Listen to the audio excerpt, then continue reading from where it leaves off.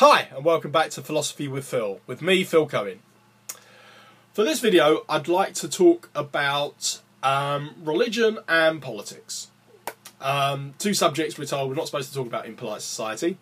But nonetheless, in light of, I guess, events going on in the Labour Party here in the UK, the last couple of weeks, where we've seen various members of the party accused of anti-Semitism, and also with the up-and-coming Sedra of Kedoshim, in this country it's not for another couple of weeks, but in Israel they're going to be laying it this week.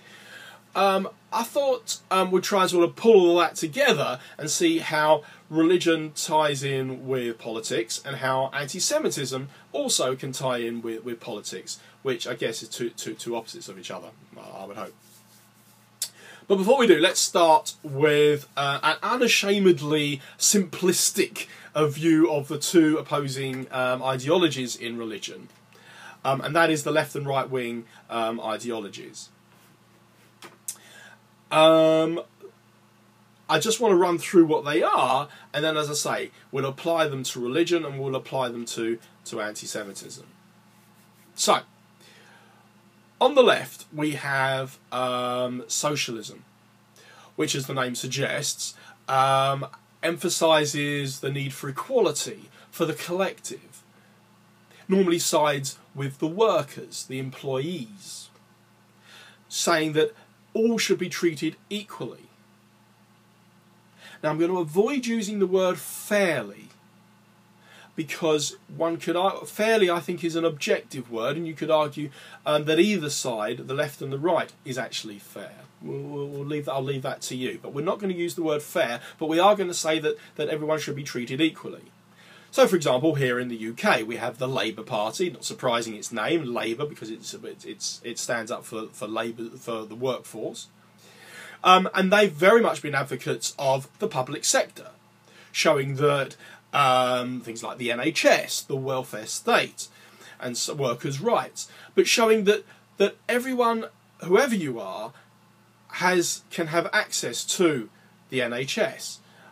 So anyone, doesn't matter how rich or poor you are, you can walk into a hospital and expect to be treated. Free school care and education for children. Again, regardless of what your background is, you can access these public facilities. On the right, however, they specify more of a meritocracy. They would say that they have not equality per se, but equality of opportunity, that everyone has an equal chance of aspiring to be able to choose their own destiny and to choose what services they do and don't use. So they advocate, in many cases, again, this is more of an ideology than an actual practice, what they actually do, but they would advocate private schooling, private healthcare, and private facilities that service the individual, not rather than society as a whole. They tend to side with the businesses, the employers, and so it's no surprise that it's been their party in the UK, the Conservative Party, that has been responsible for keeping corporation tax, business taxes down. I should point out another differential that's been pointed out to me that I'm not too happy with, but nonetheless I'll throw it in, saying that the Conservative Party, the right wing, tends to be more backward thinking, more status quo, more conservative, I guess, with a small c. Whereas the left wing is more progressive, trying to think forwards. Not sure how that would fit in, but anyway, we'll stick to what we've done so far. So on the left we've got the collective, on the right we've got the rights of the individual, the choice.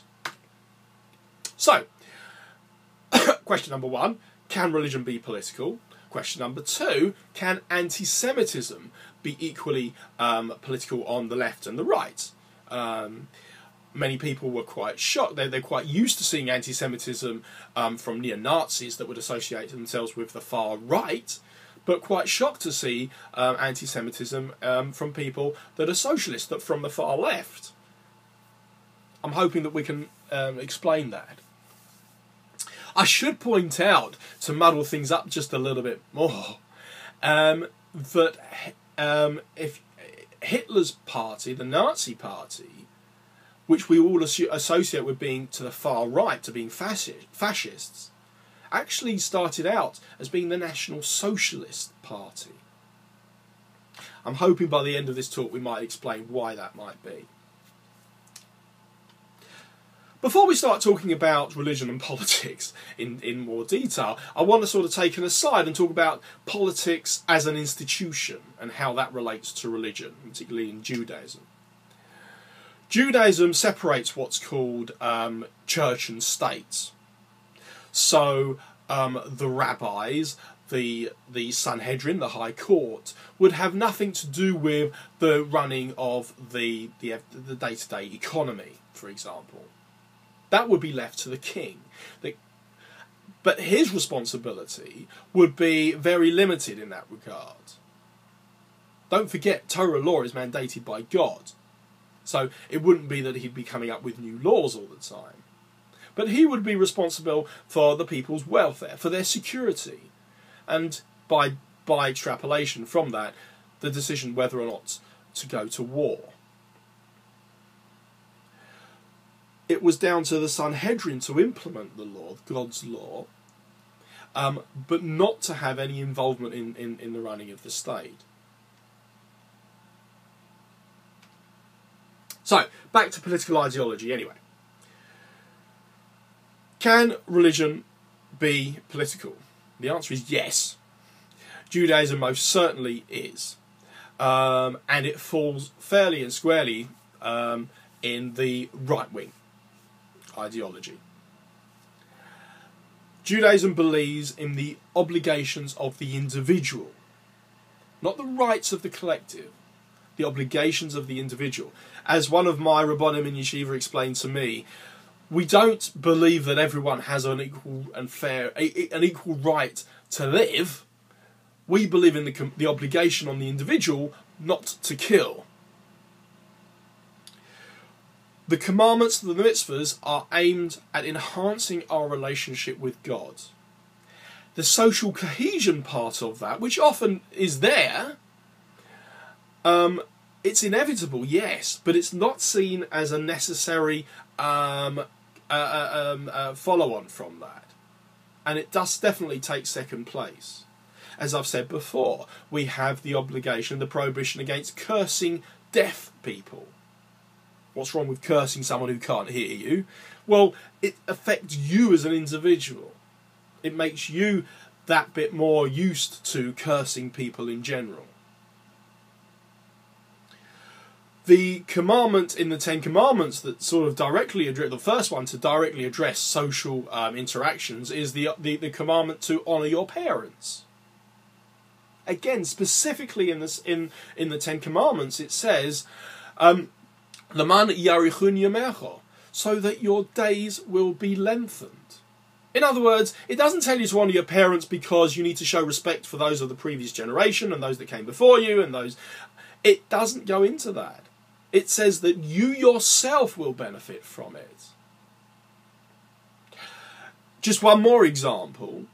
There is what I call the Tznius paradox. I've referred to previously. I think it was in Parshas Shlach Lecha, where yes, everyone around you, our friends, are those around us. There's Jews the Jews are obligated to behave in a certain way, to dress in a certain way, to talk in a certain way. But you as an individual also have your obligations as well, regardless of what's going on around you. Because let's face it, you might be in a non-Jewish society, you might be out and about at work or whatever it is amongst non-Jews. So you yourself have an obligation to you have obligations on you, the way you behave, like I said about the deaf person, regardless of what everyone else around you is doing.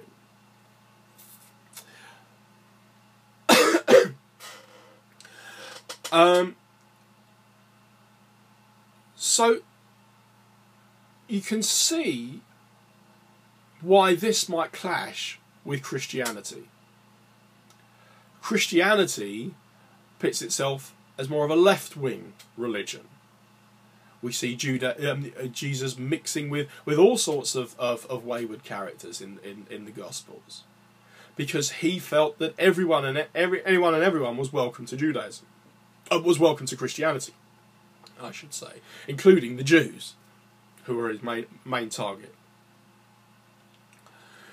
Christianity does see itself as a way of sort of smoothing over the bumps in society, as a way of bringing together disparate groups of people. And we see that in many of the doctrines that it adopts, and many of the practices that it undertakes. You only have to look at what is involved in Christmas celebrations to see how many different strands are brought into play in one festival, as a way of pulling together society, pulling together these disparate groups. So yes, it's easy to see why Judaism and Christianity might have that, might not see eye to eye on that. So religion, yes, can be political. Absolutely, it can be political in its ideology, but not, as I say, not in its implementation in the political system, if you like. Before I talk about anti-Semitism, I want to talk about the concept that the Chief Rabbi, Jonathan Sacks, talks about in his book, Not in God's Name, and that is of the scapegoats. And he explains that he starts off by saying anti-Semitism is known for being irrational. And he asks why that is. And he shows that we have the concept of the scapegoat. And the scapegoat is simultaneously there to counter two conflicting points of view. One is that there is an entity, there is a people that have a profound influence on society. Be it that they run the financial institutions, maybe they run the media, or they're the intelligentsia, or whatever it is. They're pulling the strings behind the scenes. This elite group of individuals. But on the other hand, it needs to show that those people are can be overcome and are weak enough to be downtrodden. And that's where anti-Semitism comes into play, because the Jews fit that bill. We can be shown to be pulling all the strings. We have a disproportionate number of people who work in the financial sector with it. We have a disproportionate number of in the Forbes 500 list, or whatever it is, or the Sunday Times list. We have a disproportionate number of Nobel Prize winners, and so on and so forth. Not a disproportionate number of sportsmen, by the way. But we can be shown to be running the show, as they call it. But whilst at the same time we are drawing the lifeblood out of society. I always love that joke about the two people reading the news. One is reading a Jewish newspaper, and the other one's reading a fascist propaganda leaflet. And the guy reading the Jewish newspaper turns to the guy reading the fascist stuff and says, "Why are you reading that?" And he says, "Well, if I read the Jewish press, it tells me about how rubbish we are and what mistakes we've made and what's wrong with with Judaism in this country. I read the fascist newspaper, it tells me that we're running the state and we're running all the banks and we're doing everything right. Cheers me up." Anyway, so on the left, if you believe in equality, then you're going to have a problem with a right-wing religion, aren't you? Because any religion that says this is the way we do things, and there is a right and wrong way of doing things according to Judaism for Jews, and holds Jews to be different in some way, not superior, but different, is going to run into problems with the left.